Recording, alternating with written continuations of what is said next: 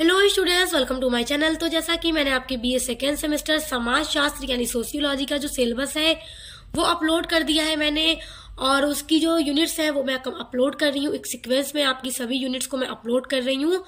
तो unit number 1 और 2 मैंने पूरा कंप्लीट करा दिया है। तो अभी तक आपने नहीं देखा है तो आप देख लीजिएगा, और अगर आपने अभी तक अपना सिलेबस ही नहीं देखा है तो सिलेबस देखना आपके लिए सबसे इम्पोर्टेंट है। तो आप देख लीजिएगा सिलेबस को, क्योंकि सिलेबस आप देखे रहेंगे तभी उसी के क्रम में आप अपनी यूनिट्स को पढ़ पाएंगे। तो यूनिट नंबर 1 और 2 अपलोड कर दिया है मैंने, और आज की इस वीडियो में हम पढ़ने वाले हैं यूनिट नंबर 3। यूनिट नंबर 3 जो है आपका वो है सांस्कृतिक और जातीय विविधता। तो ये आपको पढ़ना है, जिसमें आपको पढ़ना है भाषा, जाति और क्षेत्र में विविधता। तो ये टॉपिक आपको पढ़ने हैं अपने यूनिट नंबर 3 में। तो चलिए बिना देर किए शुरू करते हैं वीडियो को।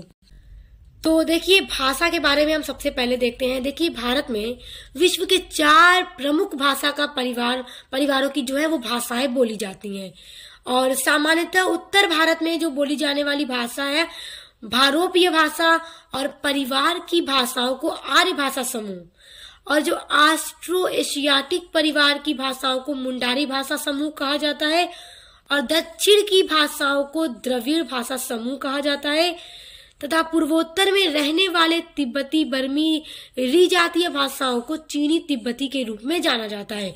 तो आइए अब इन सभी के बारे में देखते हैं कि कौन कौन सी भाषाएं इनके अंतर्गत शामिल है, किन राज्यों में बोली जाती हैं। पहला है हिंदी आर्य भाषा परिवार। ये सबसे बड़ा भाषा का परिवार है। भारत की सबसे बड़ी भाषाई परिवार हिंदी आर्य भाषा परिवार है। यह परिवार भारत की सबसे बड़ा भाषाई परिवार है, और भारत की 2/3 से अधिक आबादी हिंद आर्य भाषा परिवार की कोई न कोई भाषा विभिन्न स्तरों पर प्रयोग करती है। अब इसके अंदर कौन कौन सी भाषाएं हैं देखिए।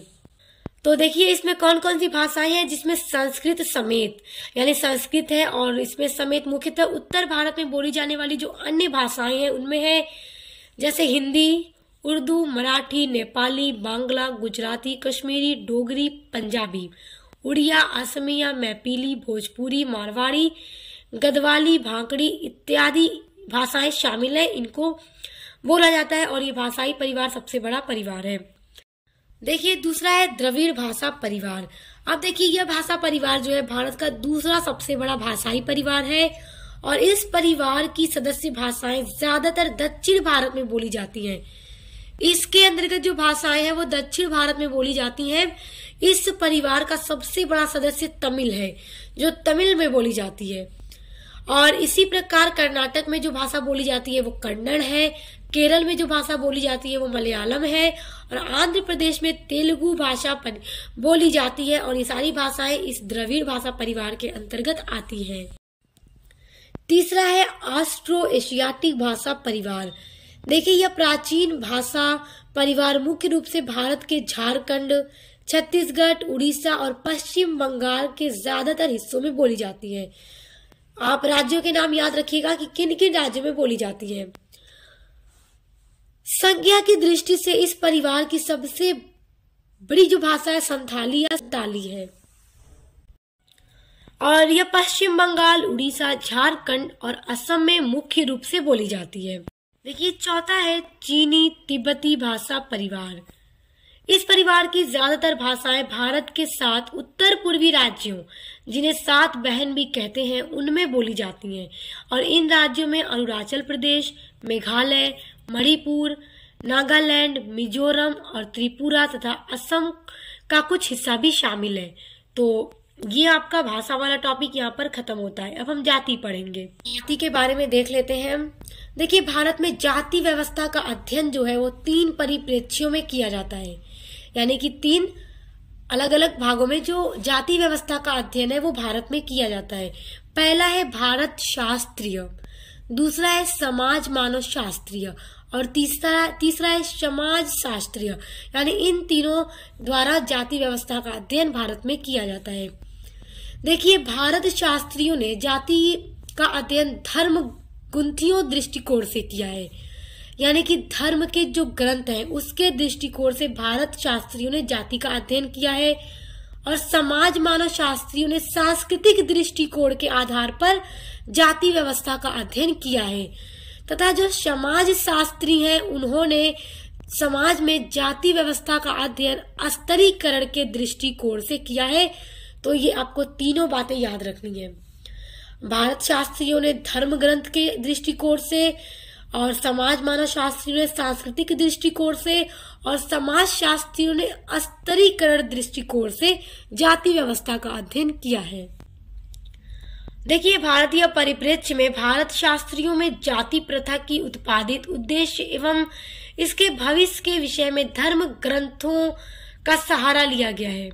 यानी कि इन्होंने धर्म ग्रंथों का सहारा लिया है जाति प्रथा और उसका अध्ययन करने के लिए। और उनका मानना है कि वर्ण की उत्पत्ति विराट पुरुष ब्रह्मा से हुई है। यानी वर्ण की जो उत्पत्ति है वो विराट पुरुष ब्रह्मा से हुई है।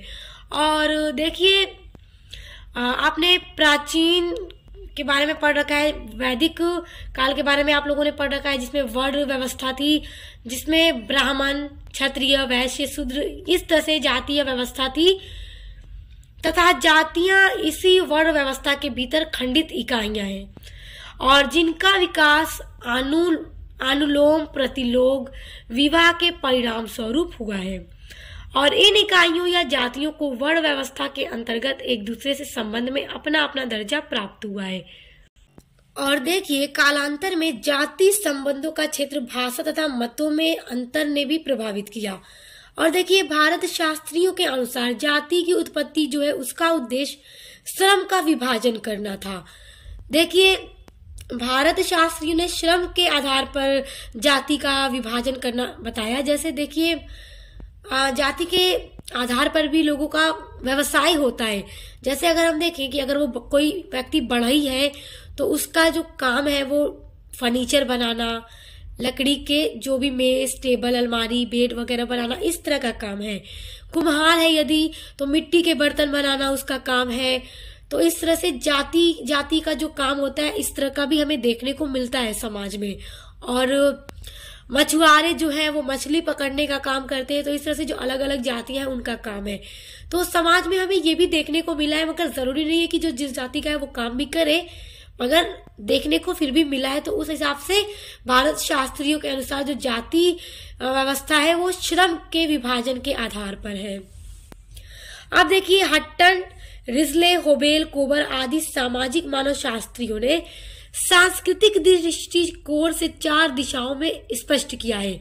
अब देखिए, ये सभी जो भी विद्वान रहे हैं, जैसे हट्टन, रिजले, होबेल, कोबर, इन लोगों ने सामाजिक मानव शास्त्रियों ने, ये सब क्या है, मानव शास्त्री है, उन लोगों ने सांस्कृतिक दृष्टिकोण पर जाति व्यवस्था का वर्णन किया है। तो इनका कहना है कि संगठनात्मक, संरचनात्मक, संस्थात्मक तथा संबंधनात्मक, इन 4 दिशाओं को बताया है कि जाति जो है इन 4 दिशाओं के आधार पर होती है। हट्टन आदि की संगठनात्मक एवं संरचनात्मक विचारधारा के अनुसार जाति प्रथा केवल भारत में ही पाई जाने वाली द्वितीय व्यवस्था है। यानी इनका ये कहना है कि जो संरचनात्मक विचारधारा है और संगठनात्मक जो विचारधारा है, हट्टन के द्वारा बताया जा रहा है कि जो जाति प्रथा है वो सिर्फ भारत में ही पाई जाने वाली एक व्यवस्था है। और कैसी व्यवस्था है? द्वितीय व्यवस्था है। तो आई होप आप इसको अच्छे से समझ गए होंगे। तो एग्जाम में यदि आपसे पूछे तो आप इसको पूरा लिख सकते हैं डिटेल में, जाति व्यवस्था के बारे में पूछे तो आप चाहे तो इसको स्क्रीनशॉट भी कर सकते हैं। तो ये वीडियो आपकी यहीं पर खत्म होती है। इसके अलावा अगर आप अपने BS सेकेंड सेमेस्टर में इंग्लिश लिटरेचर पढ़ते हैं, पॉलिटिकल साइंस पढ़ते हैं, हिस्ट्री पढ़ते हैं, या आप अदर कोई भी सब्जेक्ट पढ़ते हैं, इंग्लिश लिटरेचर पढ़ते हैं, ह्यूमन ज्योग्राफी पढ़ते हैं, तो उन सभी के लिए भी चैनल पर विजिट कीजिएगा। सभी का सिलेबस डिस्कस हो चुका है और सभी की यूनिट्स लगातार आ रही है और मॉडल पेपर की वीडियोस भी लगातार आती रहेंगी, ताकि आप पढ़ाई अच्छे से करते रहे, एग्जाम की तैयारी अच्छे से करते रहे।